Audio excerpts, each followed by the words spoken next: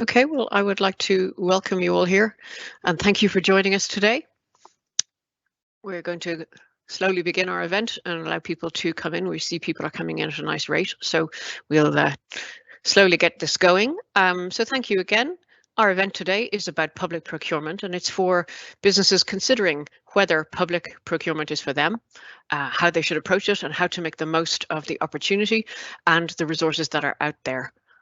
And before we get into that, I will just mention we have accommodations for people who are hard of hearing. You can look in the featured feed and you will see a link there. My colleagues will have posted it there. You can cut and paste that and put it into your browser to access a special captioning service that we offer. You can also use the captioning and subtitles that's in Teams. And you can look at this slide. It gives you explanations as to where to find the option to switch it on. And you can see that it offers many different languages. So I'll just leave that here for a second for people to take a look as our audience is coming in and getting ready.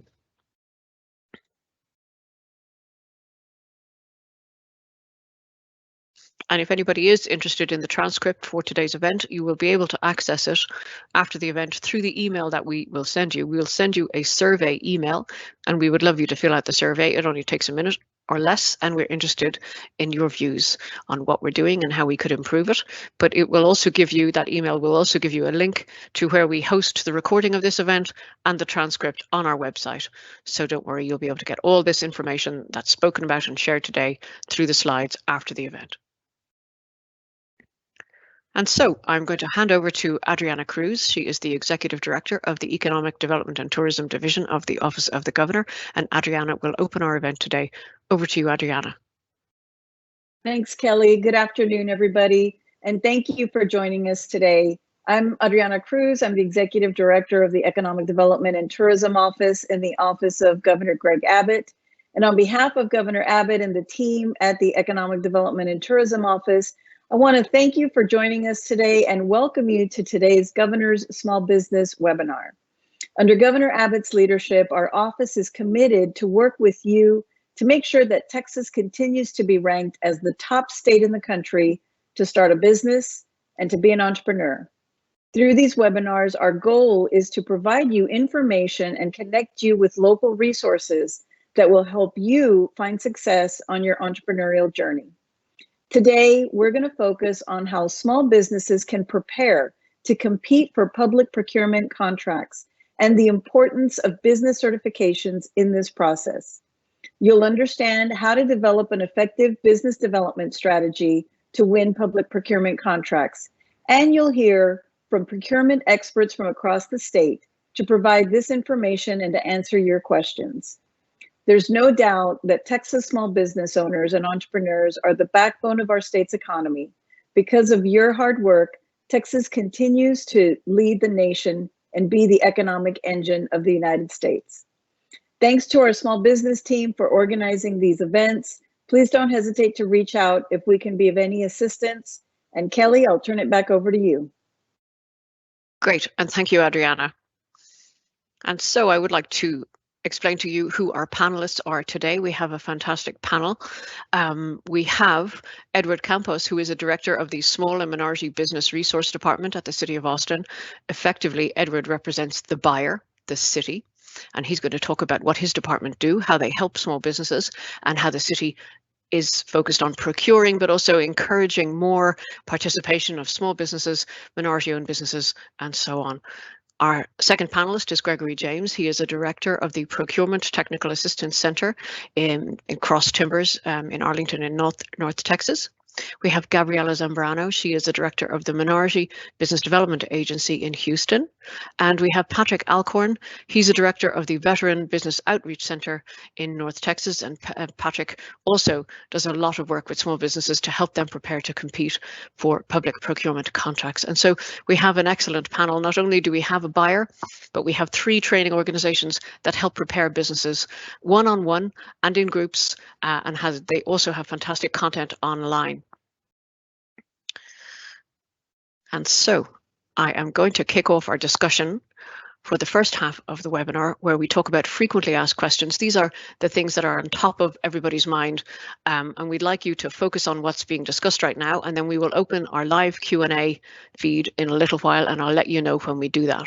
And so without further ado, I would like to thank you, Edward Campos, for joining us today. And you might be muted. Thank you, Kelly. I appreciate the invite. Excellent. And so, first of all, I think it would be great to hear about your division, the Small and Minority Business Resource Department at the City of Austin. And can you tell us what the key goals are of your team? Sure. And thank you again for having us. The key goal for our department is equity, making sure that the procurements that are released for the City of Austin and on behalf of the City of Austin have equity for our minority and women-owned businesses. My department is responsible for reviewing all procurements over the state threshold of $50,000. And so we look for minority opportunities and women-owned opportunities within those various solicitations. Super. And I know that you have quite a lot of team members there waiting to help small businesses, and I'd love to hear from you about what your team offers small businesses to help them prepare to compete for city contracts. Yes, and thank you. We have approximately 31 full-time positions within the City of Austin Small Minority Business Resources Department. If you're interested in getting certified with the City of Austin, we have staff dedicated to walking you through that process.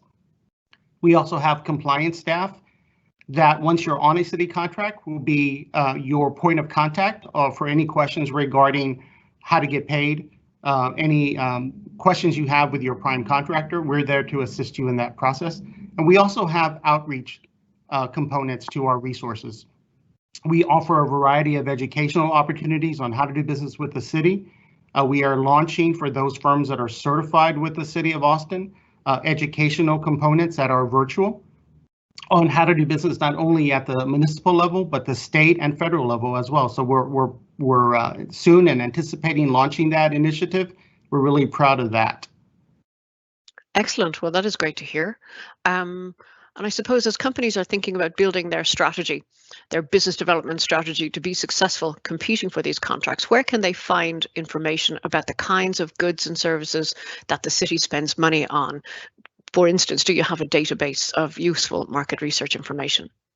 Great question. And yes, Kelly, we do. We have our financial services department, which is called Austin Finance Online.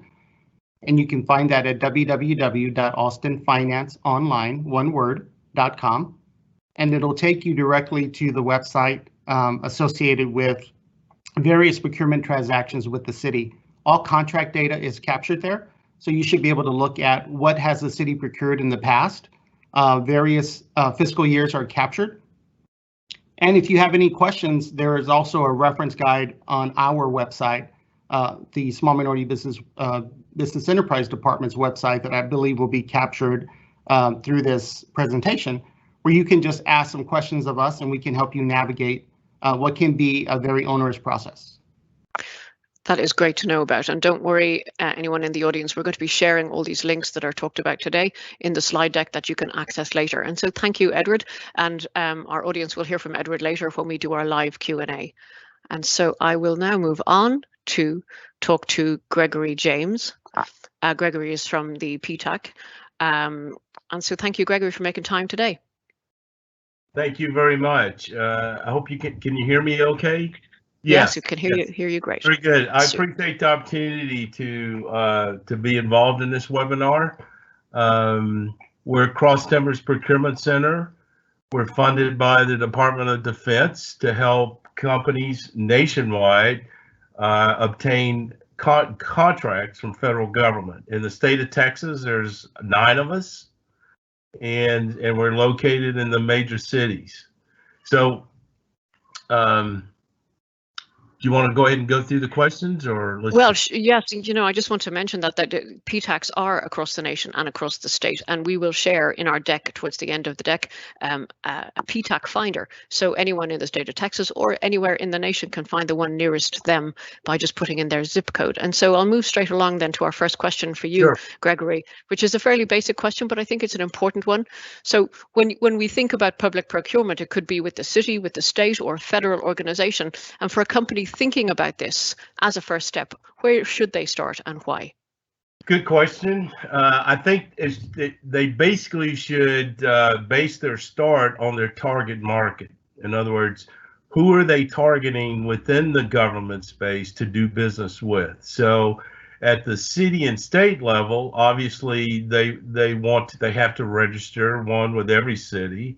And then, of course, register to do business. And then with the state of Texas, there's the Cmbl, that covers all the state agencies. And then with the federal government, there is betasam.gov. So there's a registration there. We have clients that are involved in every level of government. So therefore, you know, they can stay in touch. They're registered to be ready to go. But like I said, it basically depends on who they're targeting their activities with. Who is their customer, and what does the customer require for me to do business with them? Excellent. And, you know, that brings up the second half of that issue, which is what do you do? What does your business do? And that brings up this second question, which is what kinds of businesses should consider competing for public procurement? And I think taking a look at what cities, states, and federal organizations spend money on is critical. But do you want to help us with that one? What kind of businesses should consider competing for public procurement? Obviously, at the major industries, it's very competitive. So you have the ITs, you have the world, you have the construction, you have services, and so on.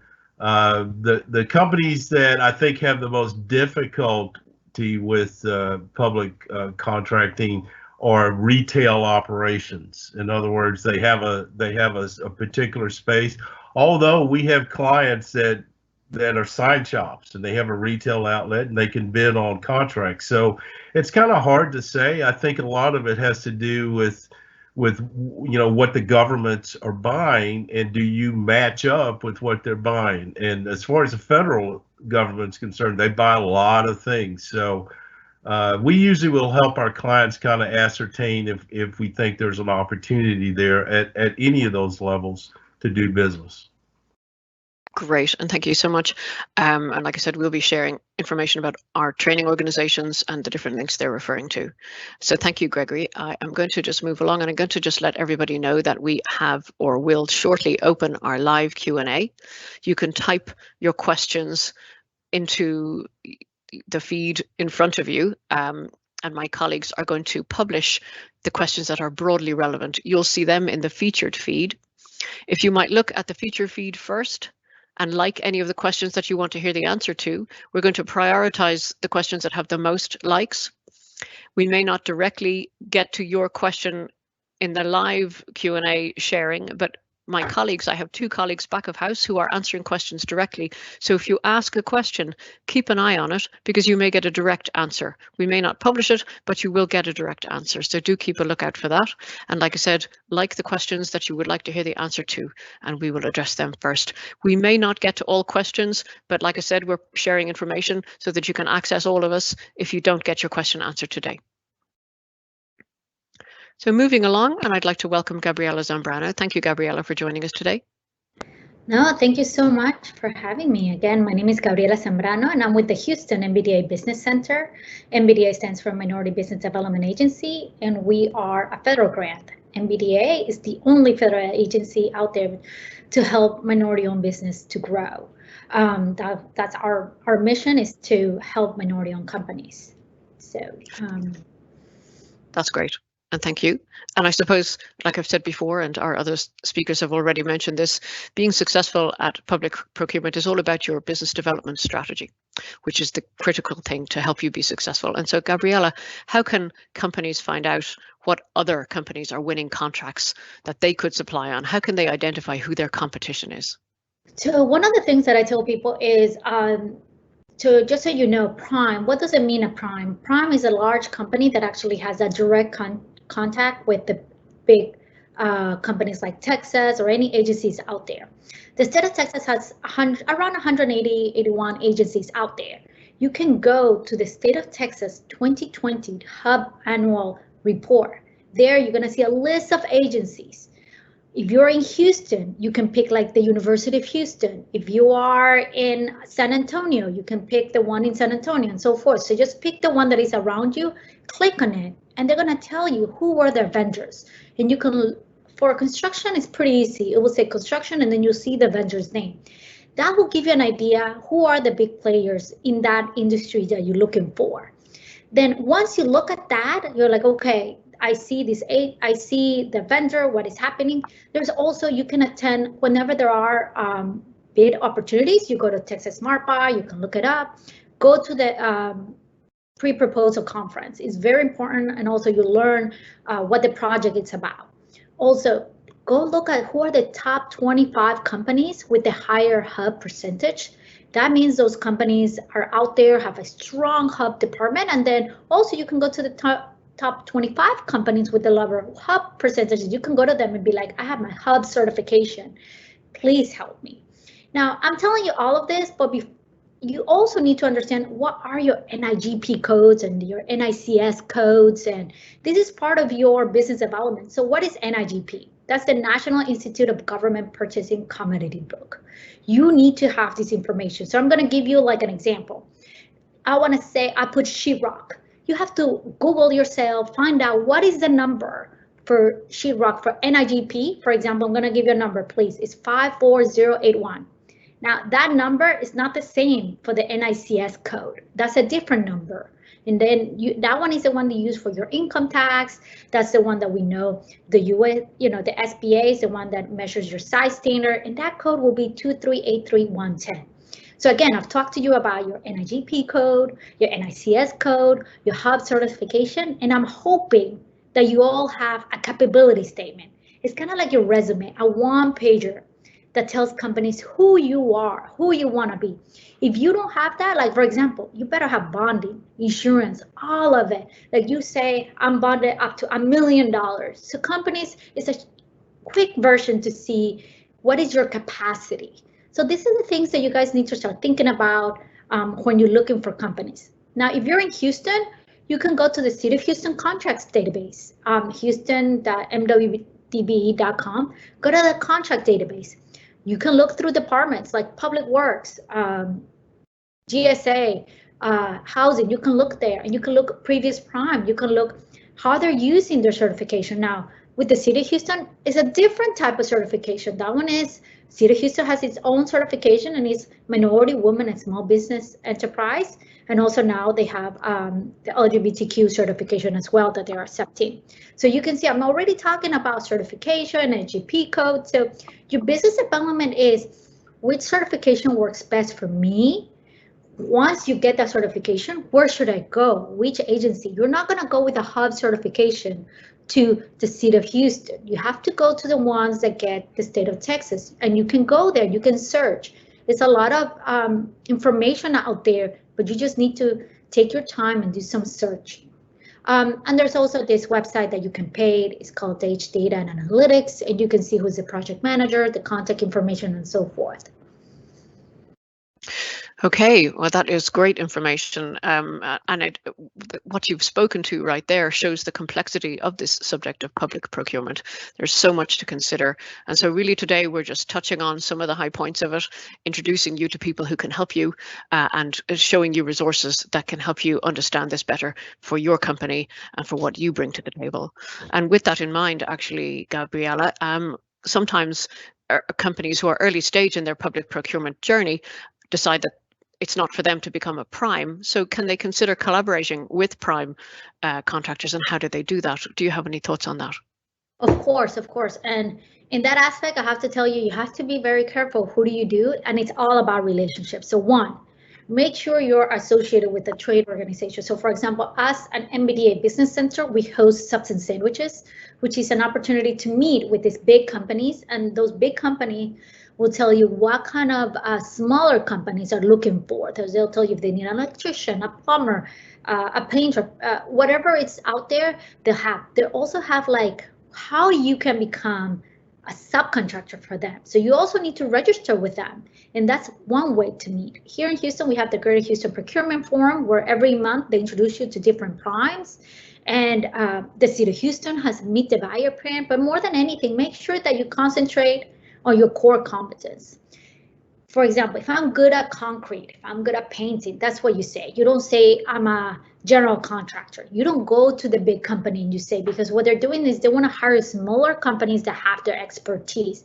So avoid being jack of all trade and master of none.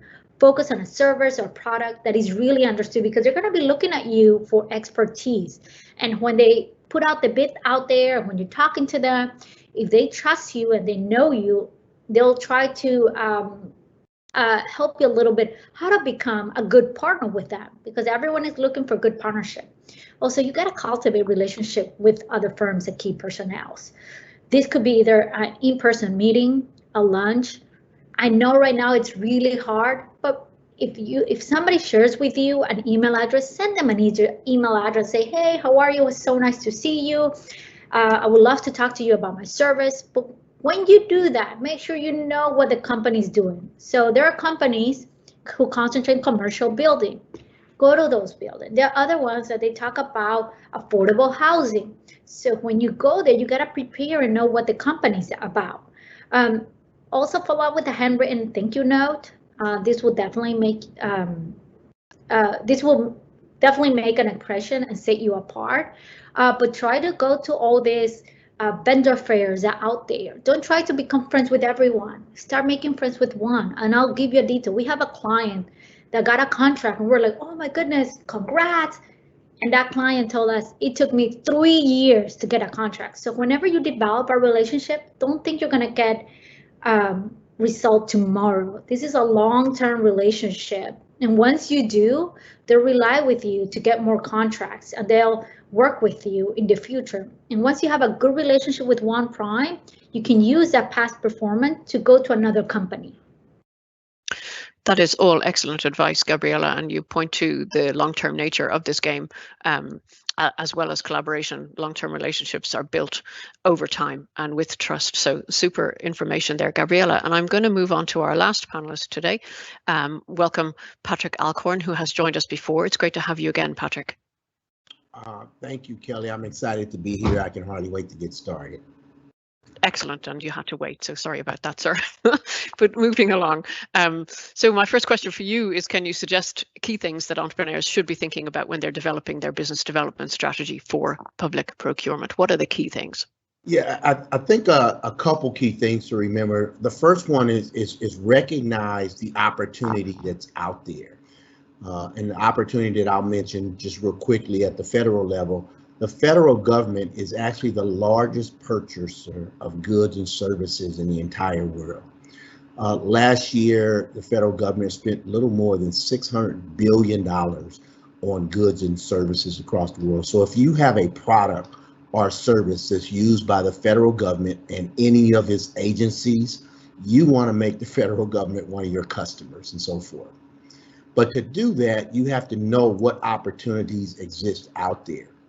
And there are tools and resources that can help you to figure out what opportunities are out there so that you can develop your offering, whether it's a product or a service, to meet the needs of the government agencies, not just at the federal level, but at the state level and local level, where we include folks like ISDs, independent school districts, and other public agencies, so to speak. So the most important thing is just to recognize that there is a slew of opportunities out there, and you want to begin to make sure that you have within your system tools to identify those opportunities. Excellent. And so we've touched on the subject of certifications here and there so far. We haven't really gone into it, but let's talk about that right now. Certifications help minority and small businesses stand out when they're competing for public procurement contracts. And so, Patrick, I'd be interested in how you would advise a small business on certifications and whether they should consider more than one. So I'd love to hear your views on that. So I'm glad the word has the question had the word consider in it. And so obviously I think they should consider more than one certification, but to actually go after and apply for the certification, I'll go back to the answer that Gregory James from the PTAC gave earlier in the call, and that is it depends upon who your target customer is. And here's the answer that I always give when it comes to certifications. Don't ask me, ask your customer. Your customer will tell you what certification it is that you need in order to do business with them. Because the certification is not just for you, the certification is for the customer. The customer has certain diversity goals in their procurement program. They have certain goals at the federal level. They have certain goals at the local level. They have certain goals just because they're an organization, and that organization is seeking to do business with certain groups, certain minority groups, and so forth.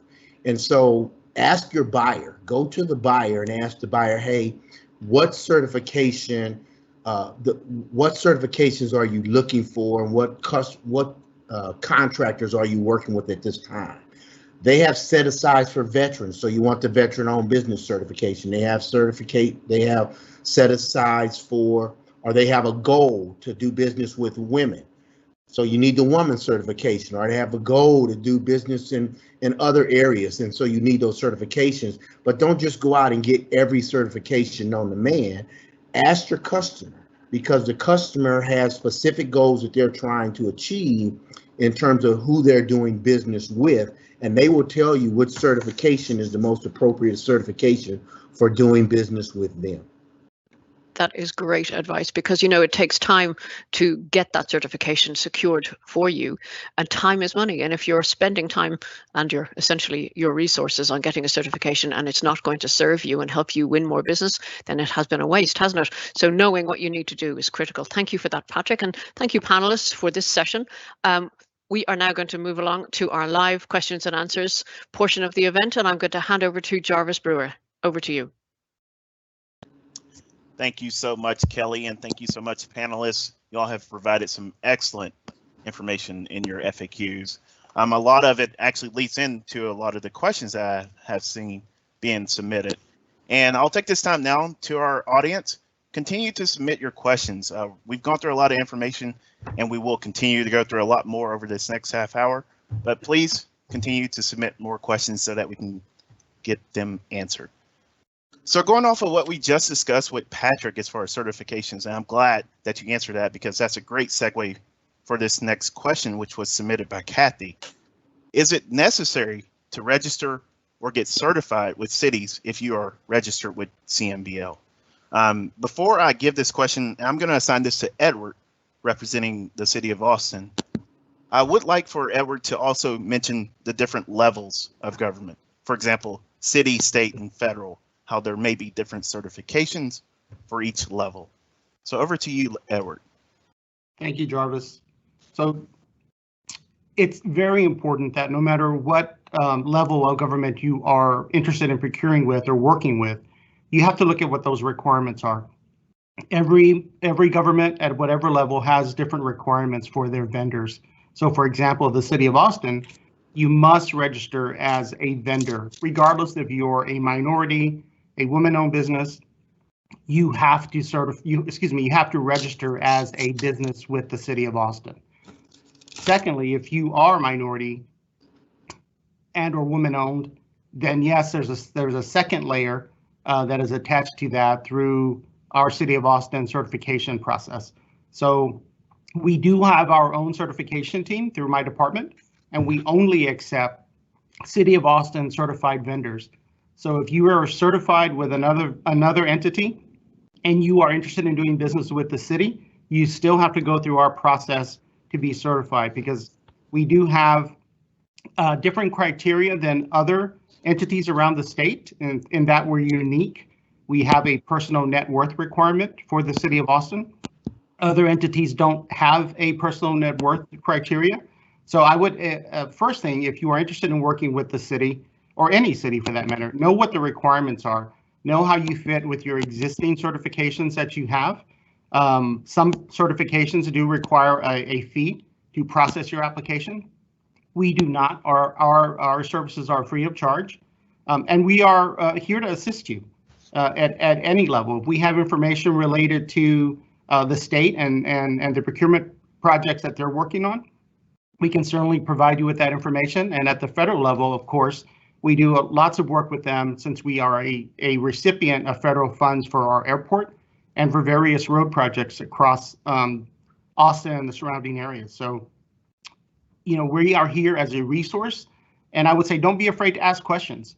We are here to help you. We want you to be successful because when you're successful, we're successful as a city.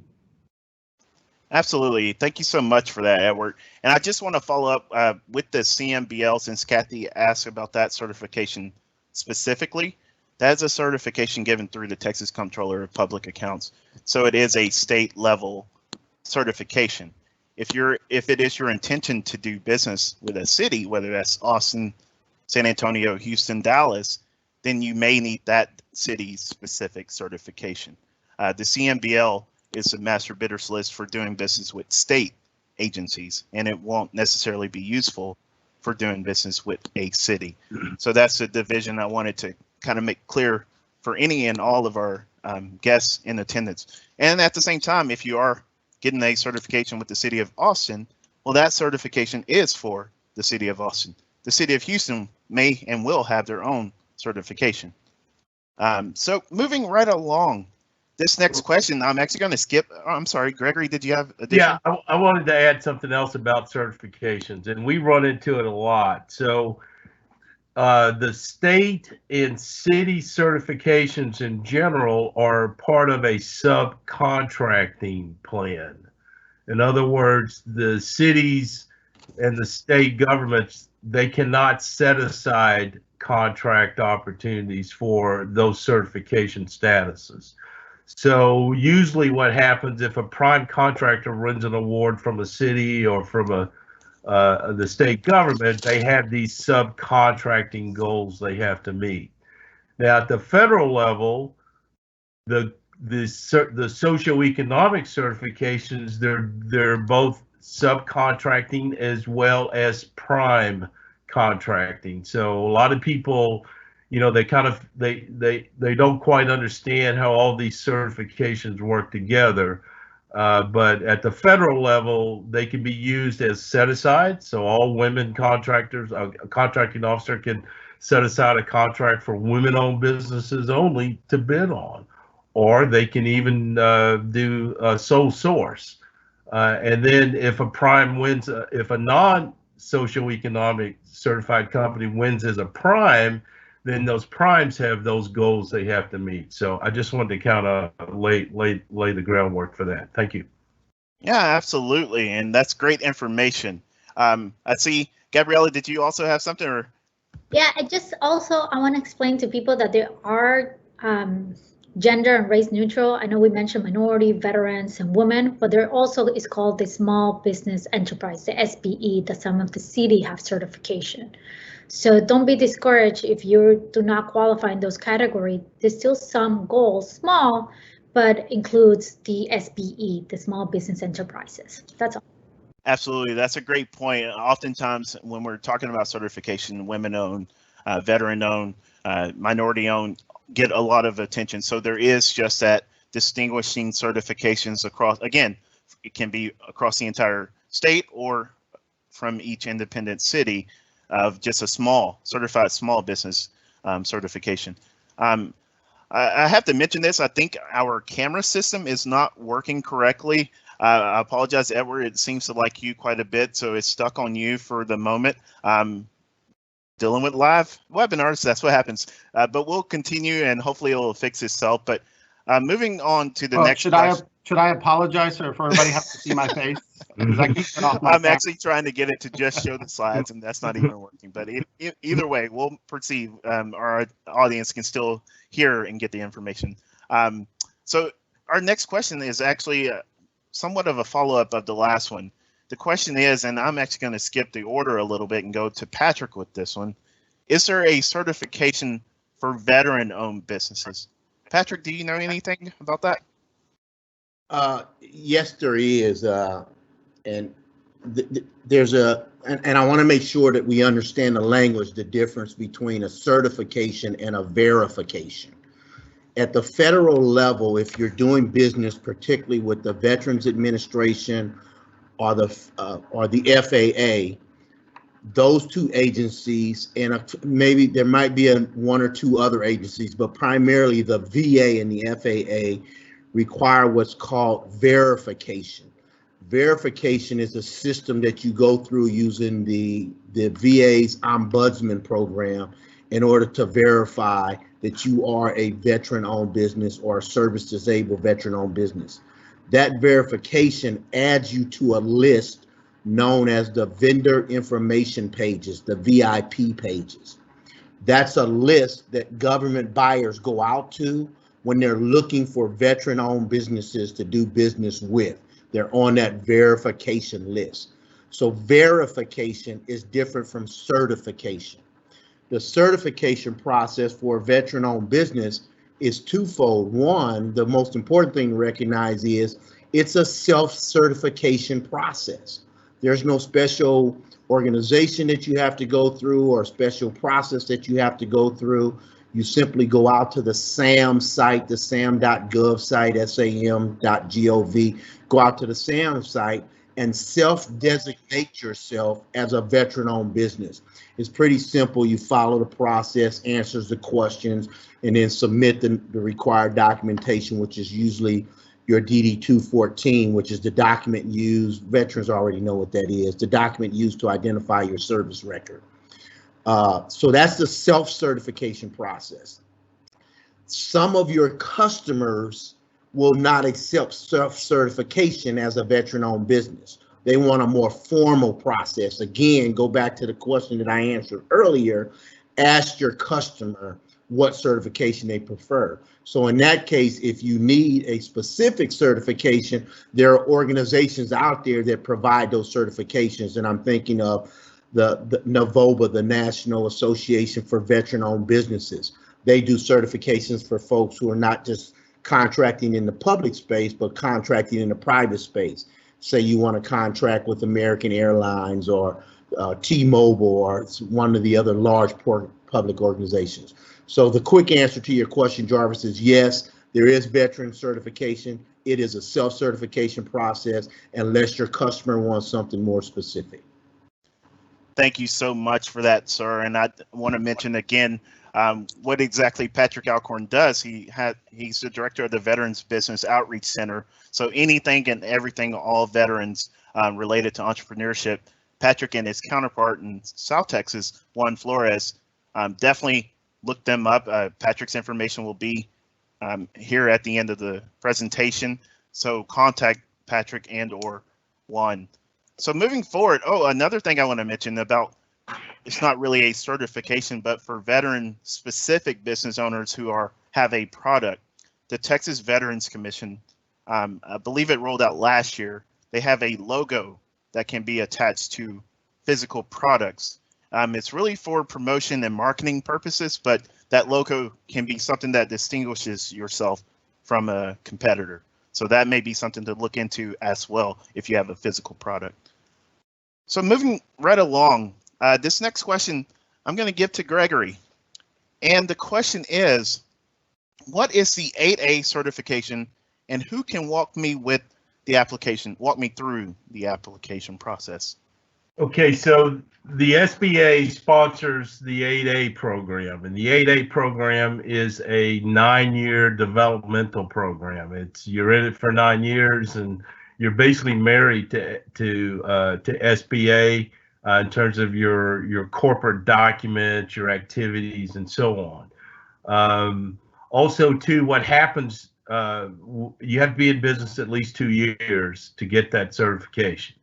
And you can obtain the paperwork through SBA, and you fill out the application, and then it's submitted to a group. Now we review those applications before you submit it, but it's a 9-year program, and it has some values. It's the oldest of all the federal socioeconomic certifications that have been out there, so therefore buyers in the government recognize that certification better than they say they would women-owned and HUB zone and service disabled vet. Also, let me just add something about the service disabled veteran certifications. At the state level, a veteran-owned company and a service disabled company can qualify for the state hub program, and that's once again that's a subcontracting program, but it not only so you can look at the qualifications about what does it take to become a hub vendor. And service disabled veterans, I think it was voted in maybe a couple of 3 years ago, can apply. Thank you for that, Gregory. And our colleagues behind the scene, Michael Traeger, has submitted the report. I believe Gabriella mentioned the report earlier. So the 2020 Hub report has been inserted into the feed. If anyone would like to take a look at that, that link is available. Additionally, this next question is actually, I like how these questions are flowing one after another and related. It's actually, I'm going to stick with you, Gregory. The question is, does Cross Timbers offer free services to disabled veterans? And then Patrick, you may have some additional things after Gregory. Yes, we do. The majority of our services are free of charge. We do charge for a couple of things. We do market research, detailed market research for our clients at all the government levels. And then, of course, we have what we call a bid match service. But the majority of all of our services are free to users. Thank you, sir. And Patrick? And just like Greg mentioned, all of our services are free as well. They've been paid for based upon your service in the military. So thank you all for your service, for wearing the uniform. And also I want to mention for military spouses, for those who stood next to those veterans wearing the uniform, our services are free. We have a unique portal as well. It's an online, on-demand government contracting training portal with a little over 110 on-demand courses that we make available to UTA VBOC clients and so forth. To get access to that portal, you'll need to contact us at our email address at utavboc@uta.edu. You'll have that information. Jarvis will be sharing it with you in a follow-up email. But you'll be able to go to our particular online portal and take free courses on demand, everything from what is government contracting to how do I prepare a capability statement to how do I find my first government contracting opportunity, how do I place the bid. I mean, you name it, we've got every single aspect of government contracting in on-demand courses, and those courses are typically about 25 to 30 minutes each course. Some courses may be a little bit longer, but most courses are about 25 to 30 minutes long. Wonderful. Wow, that's excellent news for our veteran community. And as I believe Gabriella mentioned earlier, the difference in the levels of the government will determine who you need to go to get certifications, or in this case, to get assistance. So we have our local level, which can be city or county. We have our state level. And this is a great time to, again, reiterate the hub. The hub program, historically underutilized businesses, is for doing business at the state level. Who can qualify for this hub certification? Well, it's for disabled veterans, it's for minorities, and you can look at the demographics for that, and women-owned businesses. So that program is run by the Texas Comptroller of Public Accounts, which is a state agency. So if it is your intent to do business with a state agency or a state college or university, that may be a certification you may want to look into. This next question is, I'm going to refer to Gabriella. You mentioned earlier something about bonds. And this question is, can I know what is the minimum requirement if a bond is required? I believe most companies who work with government entities, they actually require some bonding. It all depends of each prime. My suggestions to you, and you can feel free to send an email and just work with somebody to see about your bond capacity. It's kind of like your insurance. It's kind of what to let you know what's happening. But also, I want to touch base a couple of things that were mentioned before. One, for 8A, SBA, they do webinars every single month, and they walk you through the application process. That one is free. You can do it yourself. You don't have to depend on anybody. The Houston MBDA, if you become a client, there is a fee. You have to apply for 8A. Now, I want you to understand, you must be in business for 2 years. You must be a U.S. citizen, and you must have at least $750,000 in sales. So even though the program is great, once you're in it and you graduate, you can never go back. So there are people who are in it, but they just don't have the capabilities. Okay, so I want you to understand all of those things. But yes, bonding is very important.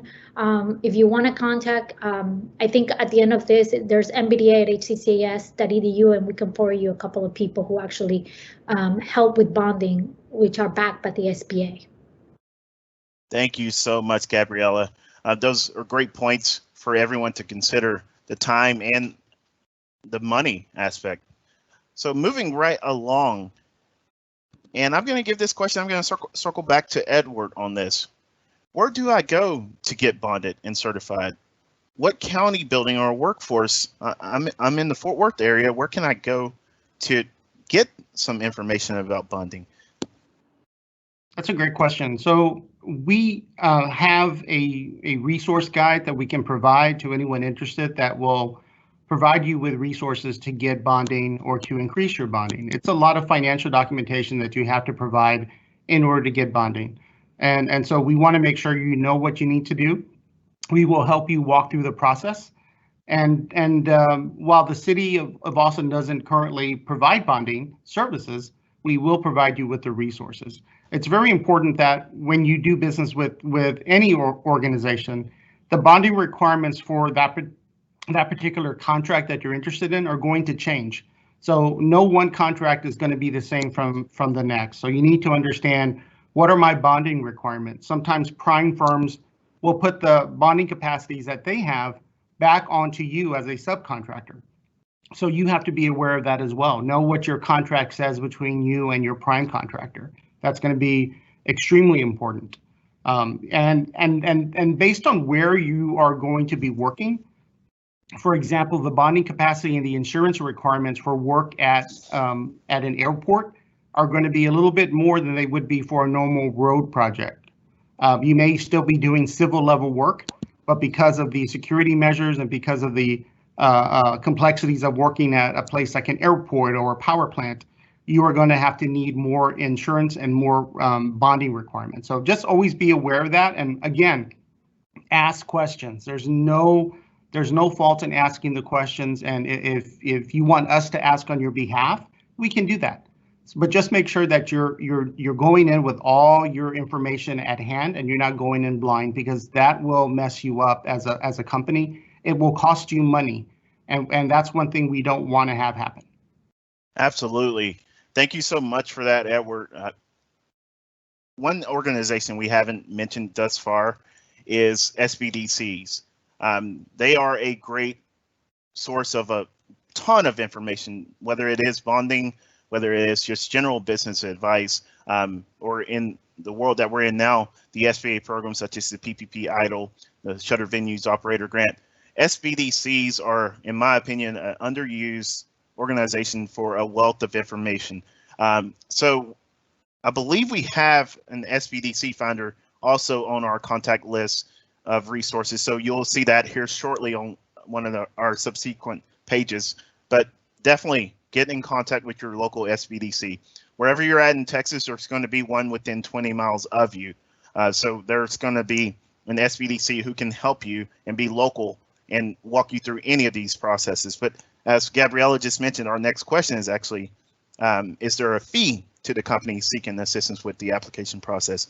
The SBA has these webinars that are walking you through the 8A certifications. There's no fee to do that, but different cities may have a fee for them doing the assistance, but go straight to the SBA.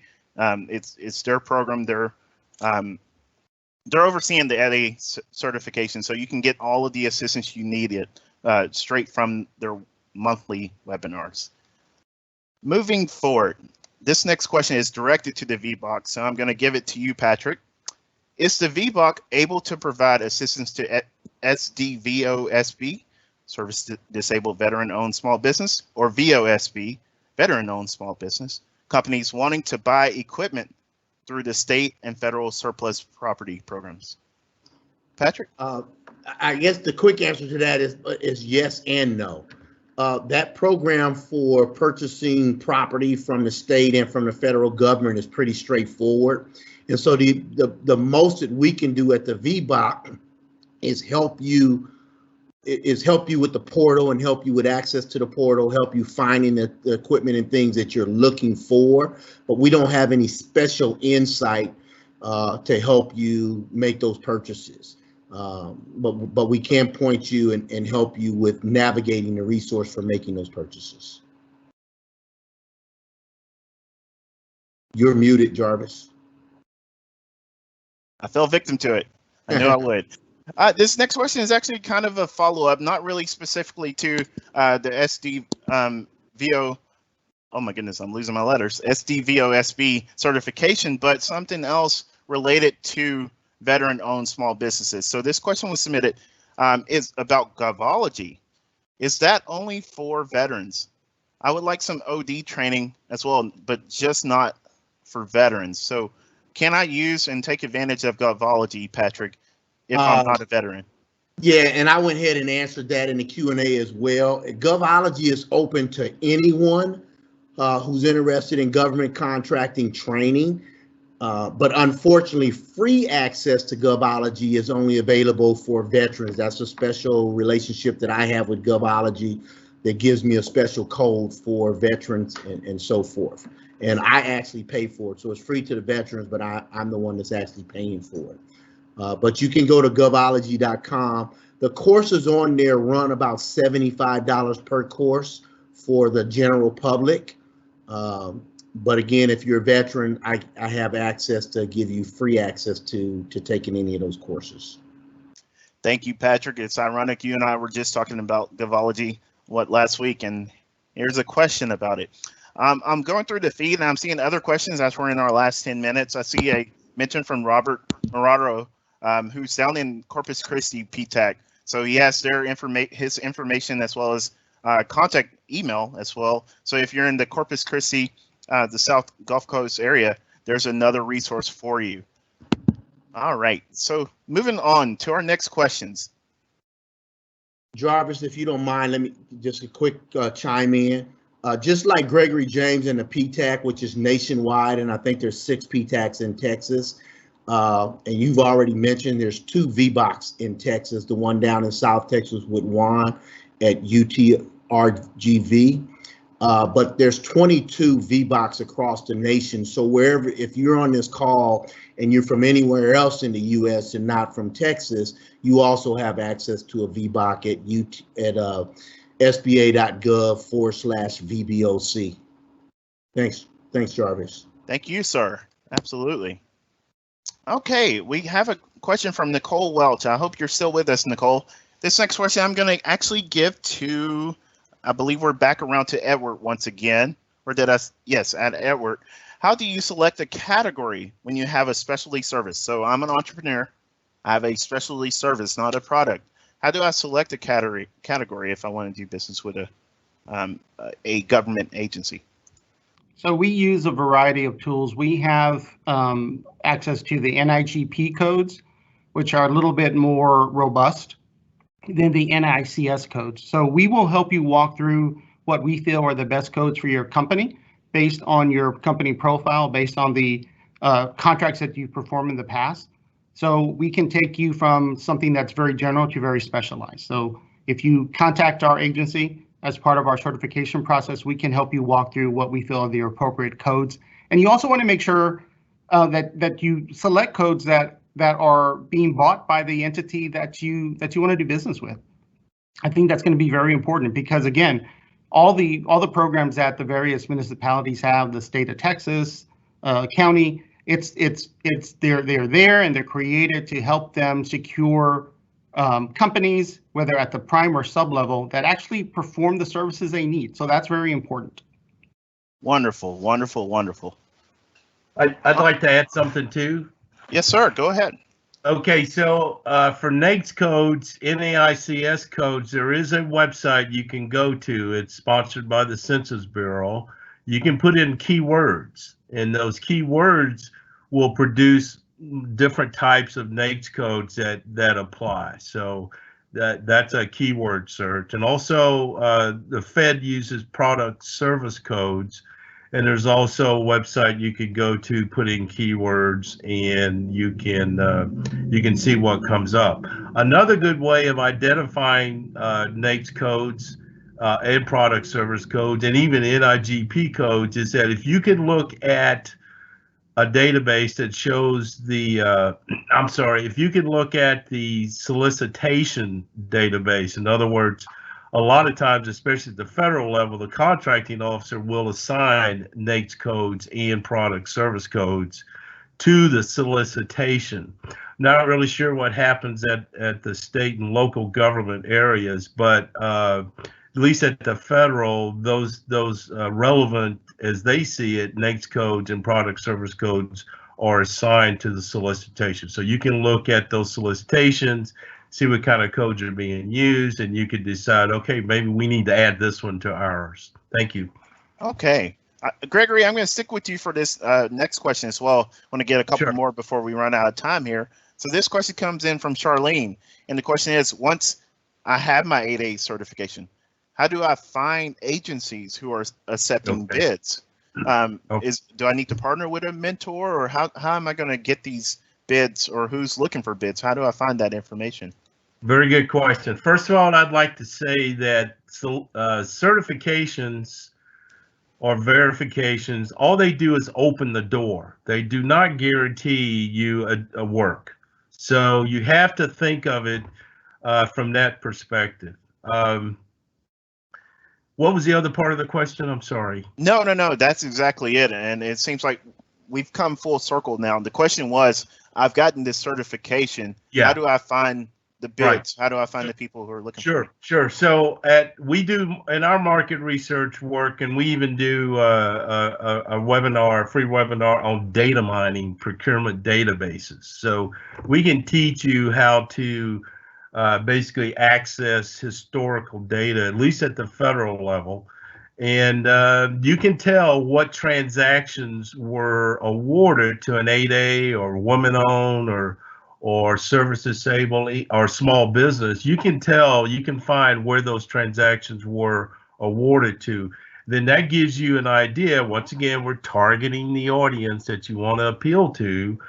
Then that tells you, well, you know what? Maybe I need to target this agency because they're real good about doing 8A certifications.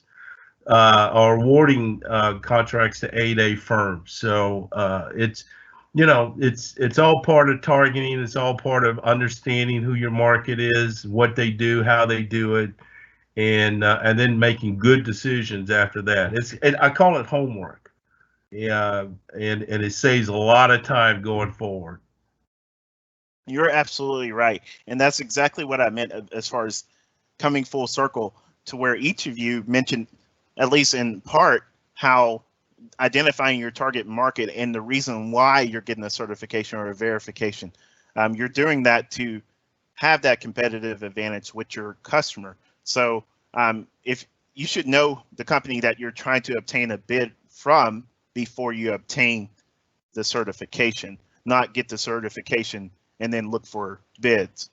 So just want to throw that in there. It's full circle. Right. Now that we're back to where we began in the beginning. Well, yeah. And by the way, one of the things, we deploy that philosophy with capability statements. Absolutely. In other words, capability statements should be targeted to the customer you're going after.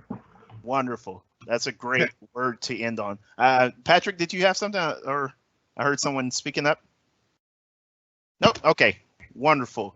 Well, it is 1:59. We are going to close out this event. I know we probably didn't get to every question, but here shortly we're going to show the slide where you can contact any and all of our organizations for follow-up. But thank you so much to our panelists, to all of our audience for submitting some great questions. And at this time, I'm going to hand over to Kelly. Kelly? Great. Thank you so much, Jarvis, and well done, panelists. Lots of really specific questions, great information shared. And we are just going to close out quite quickly by highlighting our new Governor's Small Business Resource Portal. It is a portal that we host on our website. There's a link to access it. It's a really useful tool for any business owner to get information on local, state, and federal resources, access to business advice or growth assistance, funding sources, and so on, all of the things that you might be looking for to help your business grow.